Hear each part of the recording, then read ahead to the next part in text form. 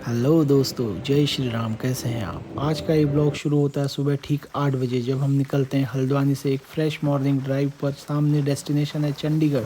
मौसम हल्का ठंडा है, सड़कों पर सुबह की शांति और मन में एक अलग ही ट्रैवल वाली एक्साइटमेंट। गाड़ी आगे बढ़ती है और देखते ही देखते हम उत्तराखंड की वादियों को पीछे छोड़ते हुए, जैसे समय बढ़ता है वैसे एक चीज़ कॉमन हो जाती है, वो है भूख। वो भी बुरी वाली भूख। पेट साफ साफ सिग्नल देने लगता है, भाई अब फ्यूल चाहिए।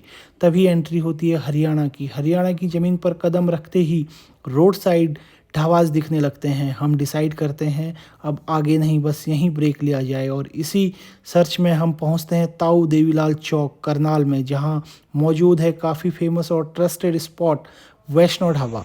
बाहर से सिंपल लेकिन अंदर से फुल देसी ढाबा वाइब्स। भूख ऐसी थी कि मेन्यू देखने से पहले ही मन बना लिया था कि आज हैवी खाना होगा, और हमने ऑर्डर किया कढ़ाई पनीर, कढ़ी पकौड़ा, तंदूरी रोटी और क्रिस्पी नान। इसी बीच कुछ मैंने भैया से बातें की। कौन सा चौक? मेरठ चौक। इनकी लोकेशन है ताऊ देवीलाल चौक, जो लोकल में मेरठ चौक के नाम से भी जानी जाती है। जैसे जैसे वो सारे मसालों को स्टर कर रहे थे और आग की लपटें उस ग्रेवी में बढ़ती जा रही थी, और उस ग्रेवी को पकता हुआ देख भूख और बढ़ती जा रही थी, और धीरे धीरे उन्होंने अपने सारे होममेड मसाले इस ग्रेवी में ऐड किए।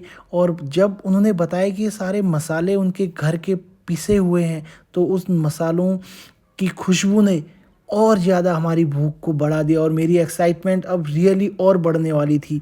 उसके बाद भैया ने कुछ ग्रेवी जो उनके पास प्रिपेयर्ड थी, वो ग्रेवी का एक स्कूप इस कढ़ाई के अंदर डाला, और सामने भैया एकदम खुश मुस्कुराते हुए दिख रहे थे हमें। और उसके बाद भैया ने इसमें हल्का सा कलर ऐड किया, और कलर ऐड करते ही इस पनीर की जो रंगत थी, इसकी जो ग्रेवी की जो रंगत थी, वो एकदम रेड हो गई। और ये जो पनीर भैया इसमें डाल रहे थे, पनीर एकदम फ्रेश। और पनीर ये क्या घर का बना हुआ होता है? भारत की डेयरी से आता है, लोकल डेयरी में जो बनता है भारत की। अच्छा, बस अब आप सिर्फ इसकी आवाज़ सुनिए और फिर देखिए इसकी जो रंगत है वो क्या है। ये वही सारा चीज़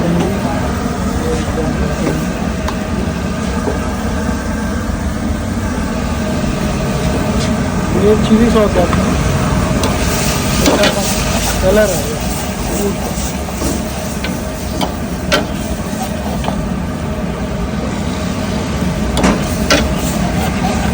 एकदम, कलर चेंज होगा आपको खाने में।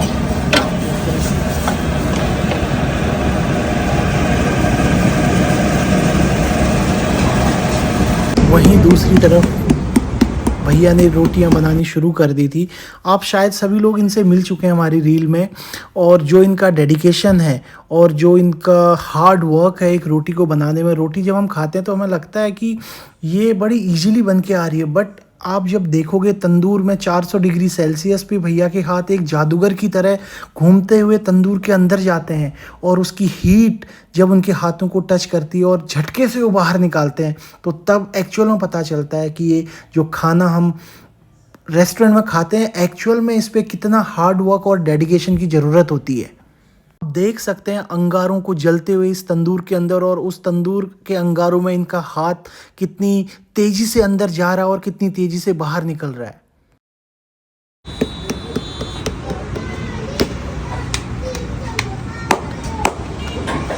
किसी भी तंदूरी शेफ़ के लिए सबसे इम्पॉर्टेंट होता है कि उस रोटी को तंदूर के अंदर डालने के बाद कितने टेम्परेचर पे कितने समय के लिए रखना है। आप उस तंदूर के अंदर लगी हुई रोटी पे का कलर जब आप देखेंगे, आपको एक्चुअल में एहसास होगा कि एक तंदूरी शेफ़ बनना इतना इजी टास्क नहीं है। भैया ने तुरंत उनको निकाला और दोबारा से अपने काम पे उसी रफ्तार से शुरू हो चुके हैं। अब फाइनली खाना हमारी टेबल पे है। कढ़ी पकौड़ा, कढ़ाई पनीर, सम सैलड, चटनी, नान, रोटी, आरव की एक्साइटमेंट, विराज की एक्साइटमेंट और पल्लवी की एक्साइटमेंट। बेसिकली हम इसे एक अपनी फूडी फैमिली बोल सकते हैं जो हर सफ़र पे साथ रहती है और लाजवाब अलग अलग तरीके के खानों को एंजॉय करती है। अब समय है इस खाने को रेट करने का, रिव्यू करने का, क्योंकि सारी चीज़ें उन्होंने बोला था फ्रेश है। अब एक्चुअल में हम टेस्ट करके देखेंगे कि क्या चीज़ फ्रेश है, क्या ग्रेवी पुरानी है या क्या है। आप बस देखते रहो, मैं कुछ खाना सर्व करता हूँ अपनी प्लेट पे। और इसी बीच आरव बहुत ज़्यादा एक्साइटेड था, उसे इस कढ़ाई पनीर के साथ लिम्का, कोल्ड ड्रिंक, कोक, आपको बैकग्राउंड में उसकी आवाज़ें भी सुनाई दे रही होंगी कि क्या मैं लेके आऊँ। सो पहली चीज़ मैंने जो टेस्ट की ये थी कढ़ाई पनीर। ये एकदम फ्रेश है और साथ में जब कढ़ाई पनीर की ग्रेवी ली तो ग्रेवी का टेस्ट तो बहुत अच्छा था। लेकिन अब सबसे मेन चीज़ है पनीर। आज के टाइम पे सबसे कंटेमिनेटेड फूड जो मार्केट में अवेलेबल है पनीर। इन्होंने दावा तो किया था कि ये पनीर फ्रेश इनकी लोकल डेयरी से आता है।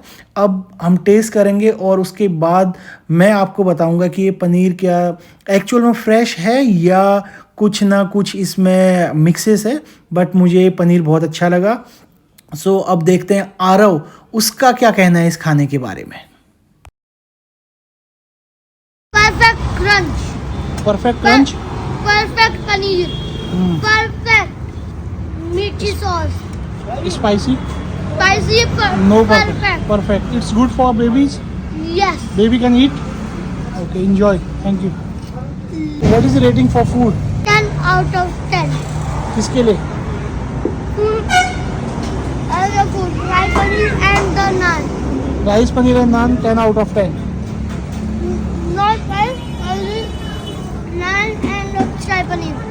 10 out of 10।